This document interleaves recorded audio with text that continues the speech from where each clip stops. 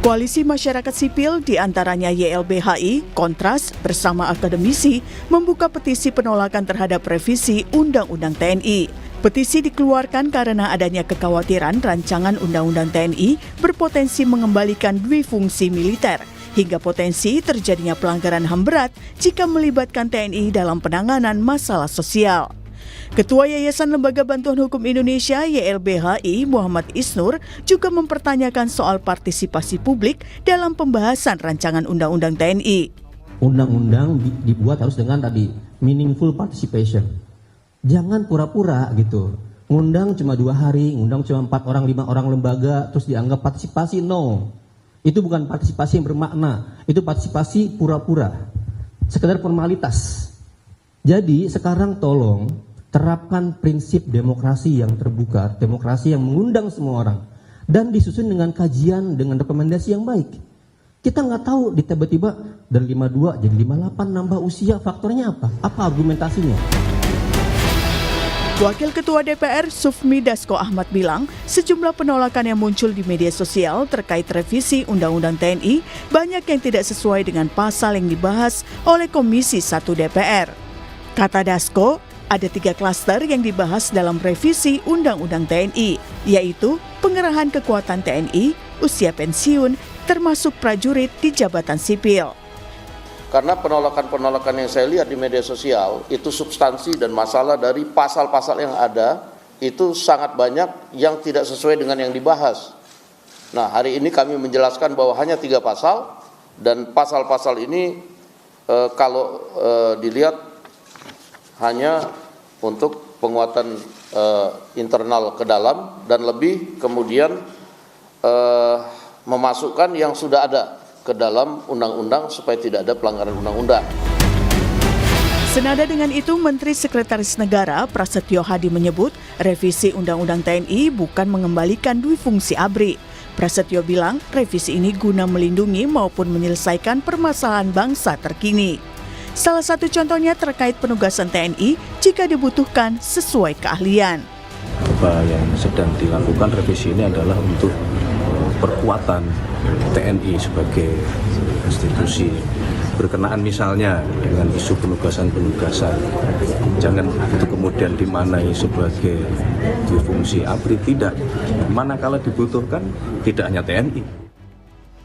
Ada sejumlah pasal yang menjadi sorotan dalam revisi Undang-Undang TNI yang sedang digodok DPR RI dan pemerintah, yaitu pasal 47 soal prajurit duduki jabatan sipil. Dari awalnya ada 10 jabatan yang bisa diduduki TNI aktif, ditambah menjadi 16 jabatan.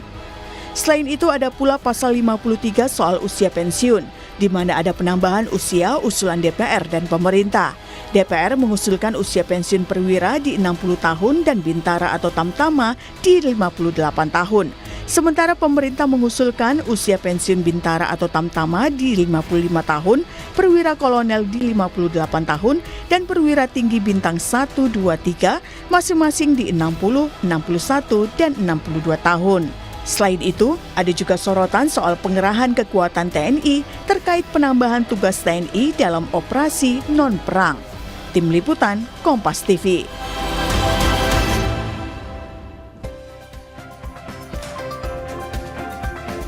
Saudara, polemik pembahasan revisi Undang-Undang TNI oleh DPR dan pemerintah terus berlanjut. Koalisi masyarakat sipil bahkan menyuarakan petisi penolakan terhadap revisi Undang-Undang TNI. Apa saja yang harus dikritisi dari revisi Undang-Undang TNI?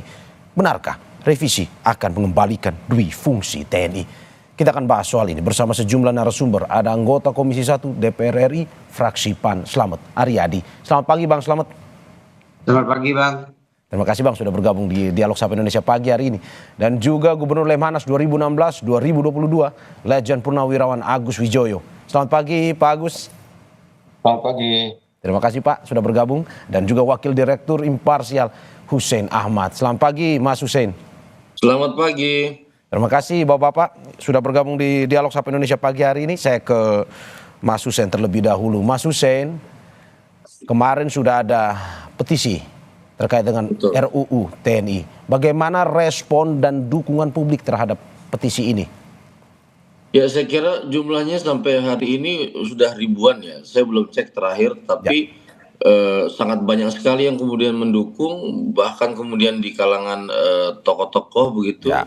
dan juga bergulir di mahasiswa, itu sudah belasan ribu ya, kalau semalam saya terakhir lihat, dan saya belum cek lagi pagi ini.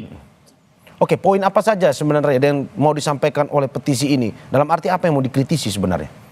Sebetulnya yang paling utama adalah keterbukaan ya dari teman-teman Komisi 1 yang sedang membahas revisi Undang-Undang TNI ini. Pertama soal draft ya, kemudian DIM yang kemudian memang tidak pernah dibuka ke publik, dan sampai detik ini kita tidak pernah tahu sebetulnya versi yang mana yang memang kemudian menjadi draft resmi yang dimiliki oleh pemerintah yang memang sedang dibahas gitu. Walaupun kemudian memang kami mendapatkan beberapa poin-poin gitu, atau beberapa usulan pasal yang selama ini beredar di publik juga, misalnya seperti soal perluasan penempatan di jabatan sipil, kemudian perpanjangan masa pensiun, dan kemudian soal misalnya perluasan peran di OMSP gitu. Oke, Mas Hussein, kemarin Wakil Ketua DPR Sufmi Dasko dan juga Gubernur Lemhanas saat ini Aceh Hasan mengatakan bahwa apa yang terjadi saat ini hanya penambahan kalau dilihat dari RUU TNI, bahwa kemarin sebelum ada RUU TNI ini TNI sudah menjabat beberapa wilayah sipil yang memang membutuhkan peran TNI, dan juga saat ini hanya ditambah beberapa yang juga sebenarnya kemarin sudah dijabat, beberapa seperti misalkan BNPB dan lain-lain. Apakah memang hal ini masih menjadi ancaman sebenarnya untuk harus dilakukan petisi tersebut, atau bagaimana menurut Anda? Ya, saya kira kan sebetulnya kan yang selalu diutarakan kan ini kan katanya karena sudah ada penempatan di jabatan sipil ya, katakannya kan begitu. Ya kalau begitu berarti penempatan di jabatan sipil selama ini keliru dong. Berarti kan ini kan upaya untuk melegitimasi atau melegalisasi yang sebetulnya praktiknya selama ini salah.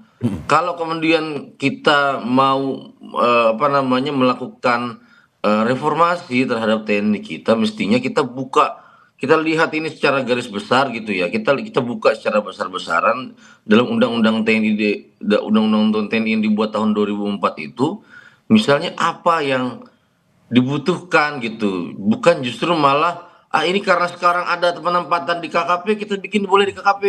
Ini pada penempatan di kementerian ini kita boleh buat di kementerian ini. Bukan itu. Tapi justru kita harus lihat kalau misalnya perkembangan teknologi perang dan perkembangan perang yang sudah sedemikian rupa sekarang sudah berkembang, terus kita membuat tempatkan TNI kita di mana, itu baru kita bicara soal revisi.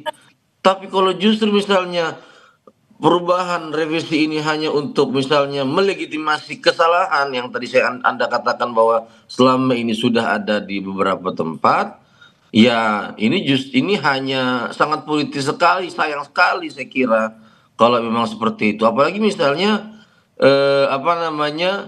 penambahan di 5 tempat itu ya, kalau kita bicarakan dari 10 menjadi 16. Sorry? 16.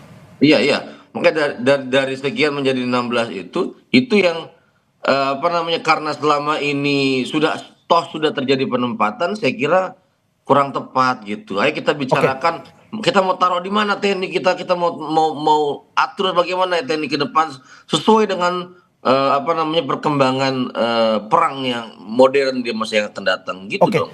Mas Hussein, terakhir sebelum saya ke Bang Slamet, sebenarnya yang mau dikritik ini adalah mempertanyakan RUU TNI ini mendukung profesionalitas dari TNI sendiri, misalkan dalam arti bahwa sesuai perkembangan zaman, teknologi dan segala macam yang menurut koalisi masyarakat sipil tidak ada kemarin, ataukah sebenarnya soal difungsi sebenarnya?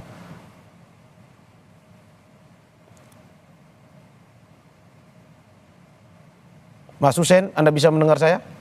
Sorry, Oke, putus di sini, Mas. terakhir ini sebelum ke Bang Slamet, Mas Hussein, saya ingin tanya bahwa apakah sebenarnya apa yang sebenarnya mau dikritik? Apakah memang terkait dengan profesional TNI yang kemarin dikatakan bahwa tidak tercantum di dalam RUU TNI ini, ataukah sebenarnya soal fungsi?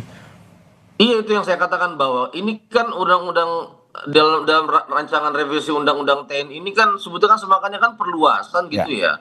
Perluasan peran. Kita kan sebetulnya kan pada tahun 2004 itu kan kenapa ada sekian jabatan yang boleh dijabat di jabatan sipil. Saya kira Pak Agus Wijoyo juga pada saat itu mungkin ingat betul kenapa kemudian itu dimungkinkan ada anggota TNI. Salah satunya itu kan sebagai jalan tengah, karena pada saat itu tidak mungkin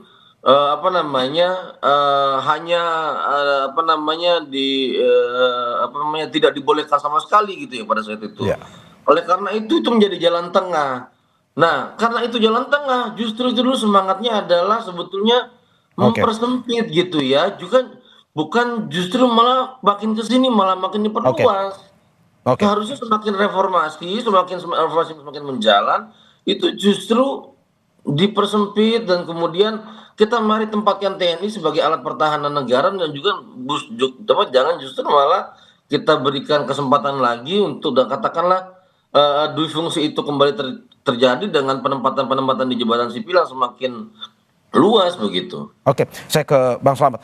Bang Slamet, bagaimana Anda melihat bahwa ada petisi ini yang muncul karena mempertanyakan ketiadaan peran TNI yang lebih profesional ke depan, mengingat ada perkembangan teknologi, perkembangan zaman, militerisme yang lebih canggih.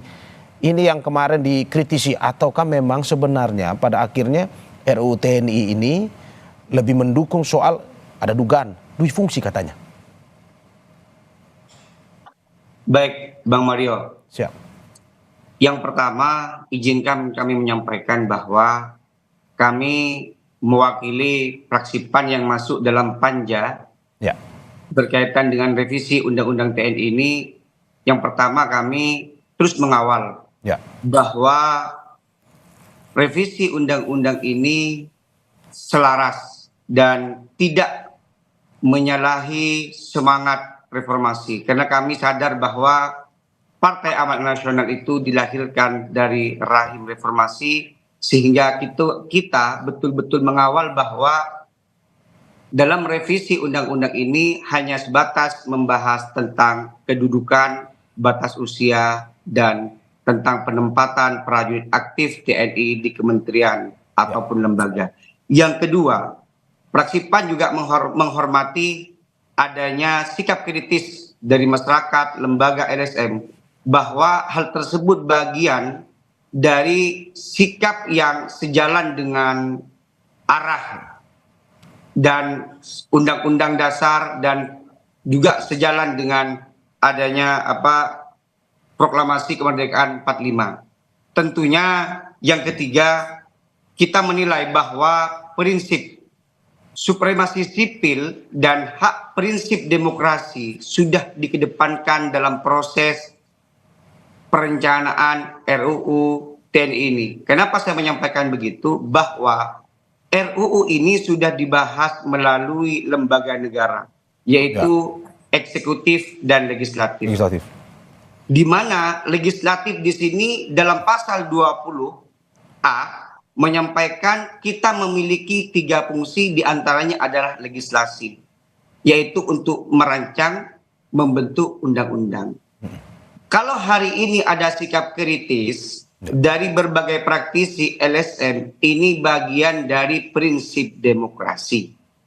Dan dalam prinsip demokrasi ini, di dalam tahapan-tahapan rancangan undang-undang yang sudah kita rancang, kita sudah melibatkan berbagai praktisi. Kita sudah mengundang berbagai akademisi.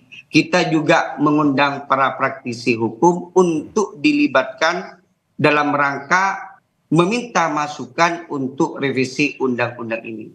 Dan kita pastikan bahwa dalam proses rencana undang-undang ini sudah mengedepankan prinsip supremasi sipil dan prinsip demokrasi dan hak asasi manusia. Oke Bang Slamet, berarti tidak melewati satu alur pun ya, dalam arti juga memberi atau meminta pendapat dari masyarakat ataupun para ahli terkait dengan pembentukan atau revisi Undang-Undang TNI ini ya? Kami pastikan pada tanggal 3 Maret kemarin Ya. kita juga mengundang delegasi dari Center of Geopolitik Risk Assessment Ya. dan juga imparsial sendiri pada tanggal 4 Maret tersebut juga diundang untuk memberikan masukan referensi pandangan berkaitan dengan revisi undang-undang ini, sehingga kita pastikan hari ini revisi undang-undang berjalan ini bukan seujuk-ujuk kita kebut semalam, bukan hanya kita diam-diam, tetapi ini sudah sesuai dengan tata tertib ataupun undang-undang yang berlaku. Oke. Begitu, Bang. Mas Hussein, saya ke Mas Hussein dulu. Mas Hussein, bagaimana melihat bahwa kemarin kritik salah satunya adalah tidak mengakomodir apa yang menjadi pikiran kritis dari masyarakat. Tapi dari DPR mengatakan kami sudah mengundang dan juga ada diskusi, rapat dengan pendapat di situ. Bagaimana Anda melihatnya? Ya, kami memang sudah menyampaikan beberapa usulan kami gitu ya, beberapa kritik kami terhadap DPR. Tapi kritik utama kami yang salah satunya adalah soal keterbukaan soal draft itu tidak direspon oleh DPR hingga saat ini. Sampai hari ini kita tidak bisa akses mana sebetulnya yang menjadi draft yang memang mereka sedang bahas. Bahkan alih-alih melakukan itu justru malah membahas itu secara diam-diam di hotel mewah, sehingga memang kami protes kepada hal itu, dan kawan-kawan kami pergi ke sana dan alih-alih kemudian didengarkan protesnya malah dilaporkan kepada polisi.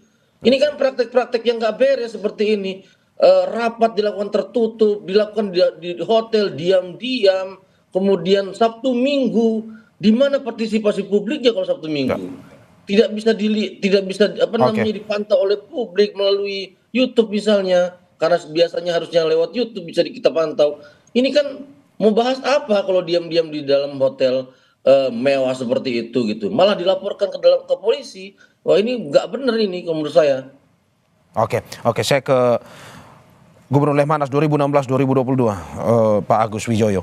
Pak Agus, ada satu perkataan Anda yang lumayan terkenal waktu wawancara di media nasional, jangan gatal memakai tentara. Apakah Anda melihat RUU TNI saat ini juga dalam tanda kutip ini lebih banyak memberikan porsi kepada tentara dalam porsi pemerintahan sipil, ataukah sebenarnya justru membatasi pergerakan tentara agar tidak terjadi dui fungsi? Iya, tadi sudah banyak dijelaskan oleh narasumber yang ada pada pagi hari ini, tetapi penjelasannya itu sifatnya normatif, proses. Tidak pernah ada sebuah gambaran bagaimana sebetulnya pembahasan tentang konten, tentang materi-materi, tentang materi-materi yang dibahas itu dan yang disampaikan oleh berbagai elemen masyarakat. Itu tidak jelaskan. Jadi di sini saya melihat adanya kesenjangan komunikasi politik antara DPR dengan masyarakat, khusus menyangkut tentang konten. Kalau tadi prosesnya itu adalah tentang konteks itu secara normatif, tetapi tidak pernah nyambung untuk memberikan gambaran kepada masyarakat apakah aspirasi masyarakat ini diterima dan apakah DPR ini juga mempertimbangkan dan masih menghargai prinsip-prinsip yang tadi dikatakan, yaitu supremasi sipil, demokrasi, dan lain-lain. Ini belum bisa dinilai karena masing-masing tertutup, tidak tahu menahu gitu. Dan ini dikaitkan dengan berbagai pernyataan pejabat terdahulu, seperti misalnya struktur TNI itu akan merambah ke daerah-daerah. Padahal pertahanan itu adalah sebetulnya tanggung jawab pemerintah pusat dan tidak seperti polisi yang dikaitkan sejajar dengan administrasi pemerintahan sipil atau di daerah. Jadi hal semacam itu yang memberikan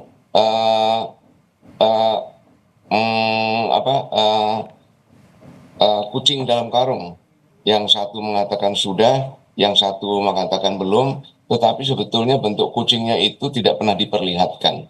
Jadi komunikasi politik ini yang tidak memberikan jalan keluar dan merupakan fungsi dari konsultasi publik dari para yang terhormat anggota DPR yang melaksanakan fungsi legislasi ini. Oke, Pak Agus, berarti Anda mau bilang bahwa sebenarnya petisi yang dikeluarkan ini lumrah, dalam arti bahwa ada komunikasi yang tidak terbuka dalam hal ini, RUU TNI ini? Ya betul, bahkan juga sebetulnya dari anggota DPR sendiri juga mengatakan bahwa ini adalah bagian dari demokrasi.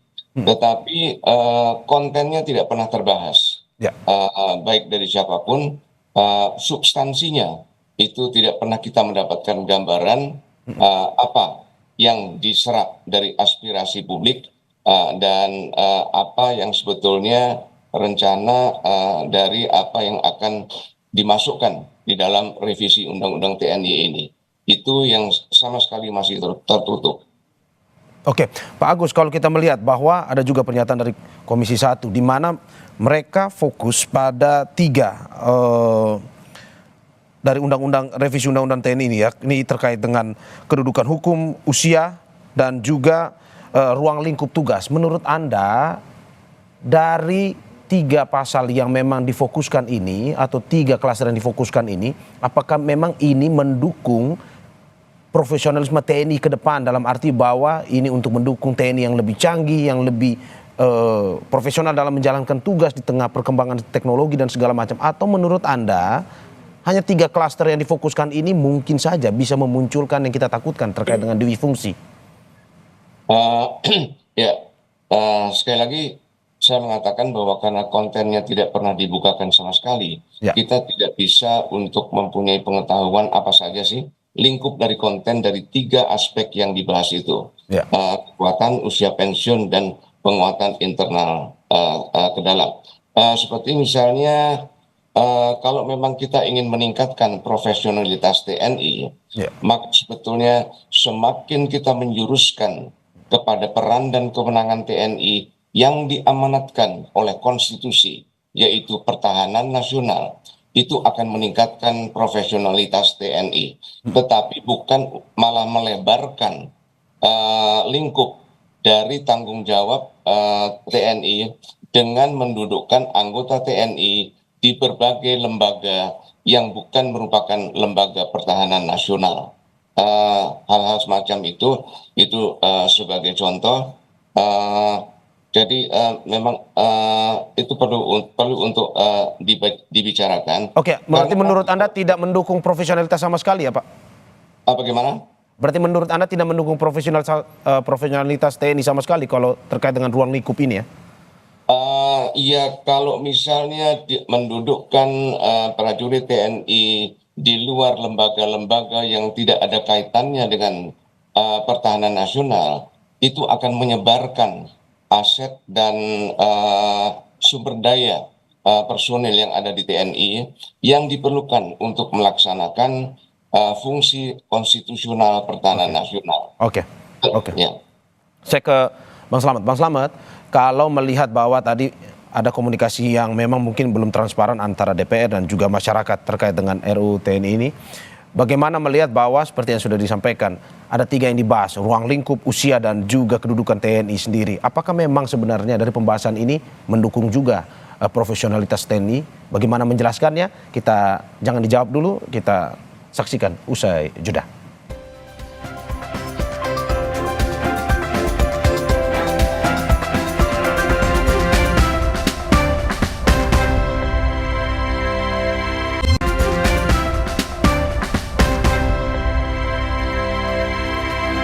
Terima kasih, masih di Sapa Indonesia Pagi bersama saya Mario Sarong dan sejumlah narasumber saya. Ada anggota Komisi 1 DPR RI fraksi PAN Slamet Aryadi, selain itu juga Gubernur Lemhanas 2016-2022 Letjen Purnawirawan Agus Wijoyo dan Wakil Direktur Imparsial Hussein Ahmad. Saya ke Bang Slamet. Bang Slamet, bagaimana kita menjelaskan bahwa RUU TNI mendukung profesionalisme TNI ke depan, tetapi yang fokus dalam pembahasan RUU TNI hanya 3, yakni kedudukan, usia, dan juga terkait dengan ruang lingkup tugas. Bagaimana DPR menjelaskan bahwa ke masyarakat ini tidak ada hubungannya dengan dui fungsi sama sekali?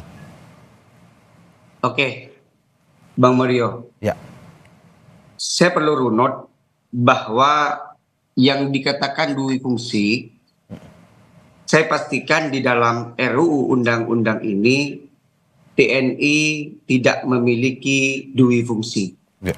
Karena kami tidak memberikan ruang bahwa dia bergerak dalam ruang sosial politik dan tidak memberikan ruang untuk mengatur bagaimana TNI memiliki kekuatan di atas kekuatan sipil. Bahwa undang-undang ini diatur, baik itu pasal 47 berkaitan dengan penempatan prajurit aktif di kementerian dan lembaga itu, ini sifatnya sangat meritokrasi. Ya. Prinsip dan sifat meritokrasi ini adalah disesuaikan dengan aspek dan prinsip profesionalisme prajurit TNI. Aspeknya adalah disesuaikan dengan yang pertama kemampuan secara teknis, juga disesuaikan dengan manajemen dan kemampuan dirinya, juga melalui dengan prinsip profesionalisme, yaitu diantaranya loyalitas, integritas. Nah, inilah yang menjadi salah satu aspek bagaimana sifat meritokrasi ke depan di dalam menempatkan prajurit aktif di kementerian dan lembaga tersebut disesuaikan. Dan perlu saya sampaikan sama Bang Hussein bahwa tadi beliau menyampaikan bahwa tidak ada keterbukaan dalam proses RUU ini. Saya sampaikan secara gamblang bahwa proses perencanaan RUU ini sudah secara terbuka dan transparan. Kami melibatkan para pakar, melibatkan para praktisi, juga melibatkan akademisi, melibatkan LSM, termasuk imparsial kita libatkan. Toh kalau memang dalam proses ada saran sumbangsih yang memang tidak masuk dalam kategori DIM ataupun dalam pembahasan ini masuk dalam kajian yang matang. Apapun yang dilakukan, prinsipnya DPR melaksanakan rapat baik di dalam gedung DPR ataupun di dalam luar DPR, itu sifatnya terbuka atau tertutup, itu sudah sesuai dengan peraturan DPR nomor 1 tahun 2020 tentang tata tertib DPR RI. Tentunya ini semuanya kita sesuai undang-undang dan peraturan yang berlaku. Kita menghormati semua masukan, semua kritisi dari berbagai media, dari berbagai praktisi, karena ini sejalan dengan proklamasi kemerdekaan kita dan Undang-Undang Dasar 1945. Jadi kami menghargai itu. DPR butuh kritik, DPR butuh saran hari ini. Cuman hari ini Bang Mario, Ya. kita masuk dalam proses panja RUU TNI ini, ada yang memang pro kontra. Ada yang pro, ada yang kontra. Tetapi yang sangat disayangkan, mereka menjustis, mereka membuli, mereka mengklaim bahwa anggota yang masuk dalam panja RUU ini dianggap menzolimi rakyat, dianggap tidak sesuai dengan prinsip demokrasi. Perlu kami sampaikan bahwa anggota panja dalam revisi Undang-Undang TNI ini merupakan bagian dari prinsip supremasi sipil yang dikelompokkan melalui partai politik, di mana partai politik ini adalah organisasi sipil yang merepresentasikan dari masyarakat dan rakyat yang diwakili melalui partai-partai. Oke. Dan perlu kita sampaikan bahwa dalam pembahasan RUU ini bukan hanya DPR yang membahas, tetapi juga pemerintah. Di dalam itu hadir perwakilan Menteri Hukum, perwakilan Sekretaris Negara, Menteri Keuangan, Menteri Pertahanan. Kalau memang dalam proses pembahasan ini praktisi, pakar, akademisi ingin dilibatkan dalam proses perancangan undang-undang ini, bisa saja melalui peraturan yang berlaku bersurat kepada pimpinan DPR, mungkin secara spesifik melalui Komisi 1 sehingga nanti menjadi bahan pertimbangan. Begitu Bang Mario. Oke, apakah bahan pertimbangan ini bisa nantinya merevisi lagi RUU TNI ini atau sebenarnya sudah final nih Bang? Kita tidak menutup kemungkinan bahwa sampai detik ini revisi Undang-Undang TNI nomor 34 2004 ini masih dalam proses pembahasan. Oke, masih dalam pembahasan ya Bang. Malam sampai kemarin malam dini hari sampai jam 12 malam kita masih membahas. Ini perlu kita sampaikan pada pasal 47 yang awalnya di situ ada kementerian yang notabene yang masuk tambahan adalah Kementerian Kelautan dan Perikanan yang awalnya masuk dalam tim tersebut, per tadi malam kita drop out. Oke. Dari tim tersebut. Kenapa kita drop out? Karena di sana ada lembaga atau kementerian yang menaungi keamanan laut sehingga difokuskan tentang keamanan laut. Oke, Dan ini informasi terbaru nih Bang ya. Informasi terbaru bahwa tadi malam terdapat ada opsi TNI masuk ke Kementerian Kelautan, tetapi pada akhirnya karena ada masukan dihapus. Ya, ini salah satu masukan dari berbagai lembaga, media, LSM. Jadi kami selalu terbuka. Itu setelah dilakukan konferensi pers oleh Wakil Ketua DPR RI, Profesor Sukmi Dasko. Paginya dilakukan konferensi pers, terus setelah itu kita bahas. Setelah itu kita menerima masukan, baru kita drop out.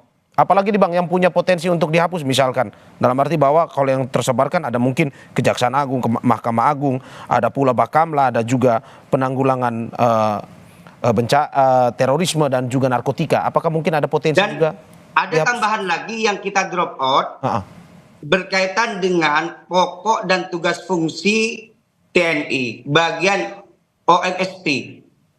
Operasi militer selain perang, yaitu membantu dalam hal penanggulangan narkotika dan zat adiktif lainnya. Ini kita keluarkan, kita drop out. Ini salah satu bentuk dan bukti nyata bahwa DPR RI dengan pemerintah selalu terbuka menerima kritik dan saran. Cuman kritik dan saran itu perlu kita lakukan secara mekanisme sesuai dengan peraturan dan perundang-undangan yang berlaku. Kita juga perlu menjelaskan bahwa kejadian yang terjadi di Hotel Fairmont yang menggemparkan publik berkaitan dengan adanya aksi menerobos pintu masuk itu memang di luar kendali dan itu tidak ada surat dalam proses mekanisme yang masuk kepada Komisi 1 khususnya panja legislasi RUU TNI ini, sehingga berkaitan mereka dilaporkan ke kepolisian itu di luar nalar Komisi 1 dan panja TNI, dan itu kami mohon sikapi dengan dengan bijak kepada masyarakat. Prinsipnya kita terus mengawal revisi Undang-Undang TNI ini. Dan perlu kami jelaskan Bang, bahwa hari ini tambahan dalam proses pasal 47 itu adalah penanggulangan bencana, penanggulangan teroris dan keamanan laut. Bahwa dalam proses hari ini berkaitan dengan keamanan laut, ada Bakamla, Badan Keamanan Laut. Bakamla ini tidak masuk dalam pasal 47 dalam Undang-Undang TNI nomor 34 ini. Jadi Bakamla tidak masuk Bang Mario. Jadi dalam undang-undang induknya tidak ada, sehingga kita hari ini memberikan legal standing, memberikan payung hukum agar kekuatan keamanan laut ini lebih terarah, lebih tepat dan disesuaikan dengan undang-undang. Kalau kita melihat Bang, Bakamla dalam dua periode ini Pak Slamet. Kami tangkap dan juga ini perlu menjelaskan Bang. Karena dalam proses hari ini publik, masyarakat sudah tidak lagi membaca koran, sudah tidak lagi sedikit membaca koran, sedikit membaca majalah. Jadi kalau kami dipotong dalam memberikan keterangan kepada publik, khususnya di media sosial, khawatir ini dipotong-potong, sehingga kami sampaikan Kepala Bakamla sebelumnya itu dipimpin oleh Bapak Ahmad Taufikur Rahman. Itu adalah TNI, Angkatan Laut. Dan hari ini Laksamana Bapak Irfansah, ini yang mimpin adalah TNI Angkatan Laut. Dan ini tidak ada undang-undangnya, tetapi mereka ditempatkan berdasarkan perpres. Berkaitan juga hari ini juga tambahannya kejaksaan. Bahwa kejaksaan Jampitmil ini sebelumnya sudah aktif di bidang kejaksaan khusus bidang kemiliteran. Dan ini yang perlu kita sampaikan kepada publik, bahwa Jampitmil ini sudah aktif di kejaksaan khusus militer. Yang menaungi apa? Adalah perpres.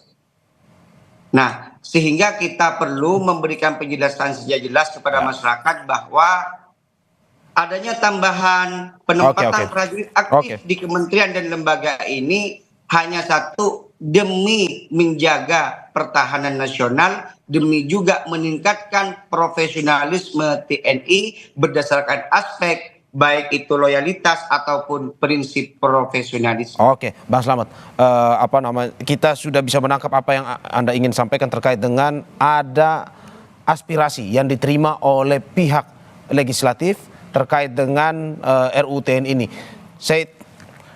Mas Hussein, sebelum ke Mas Hussein saya ingin ke Pak Agus dulu, walaupun Mas Hussein pasti ingin menanggapi terkait dengan apa yang menjadi kritik koalisi masyarakat selama ini. Saya ke Pak Agus dulu. Pak Agus, bagaimana melihat bahwa DPR akhirnya ada desakan masyarakat? Desakan ini membuat pada akhirnya DPR akhirnya menghilangkan ataupun mencoret beberapa instansi di pemerintah untuk pada akhirnya tidak ada TNI dalam situ. Bagaimana Anda melihat ini? Saya menghargai sikap dan keputusan yang terhormat para anggota DPR yang terlibat di dalam proses revisi Undang-Undang TNI, dan tadi dijelaskan memang ada masukan-masukan yang telah diserap dan berpengaruh terhadap revisi Undang-Undang TNI. Sikap semacam itu saya hargai dan terbuka ternyata bahwa perkembangan kita itu berjalan begitu cepat yang tidak mungkin diikuti oleh fondasi dasar hukum yang sesuai. Misalnya DPR dan Kejaksaan Agung, saya ulangi, Bakamla dan Kejaksaan Agung yang dasarnya itu cuma perpres. Ini tidak berarti bahwa kemudian solusinya adalah menempatkan TNI di merubah untuk memberikan tugas itu kepada TNI, tetapi adalah bahwa memang landasan hukum yang sesuai memang perlu untuk dikeluarkan. Oleh karena itu memang biasanya di dalam proses legislasi dan penyempurnaan hukum, pembuatan hukum itu biasanya didahului dengan academic paper. Lihatlah permasalahan itu secara utuh, bulat, komprehensif, kemudian masing-masing menyampaikan pendapatnya, dan mestinya kalau ini dibahas akan ketemu tadi seperti masalah Bakamla, apa masalahnya. Ternyata bahwa memang dasar legalistik itu tidak sesuai dengan sebagaimana mestinya. Ini karena perkembangan kebutuhan untuk pembentukan Bakamla lebih cepat dengan upaya untuk penyesuaian dasar hukumnya.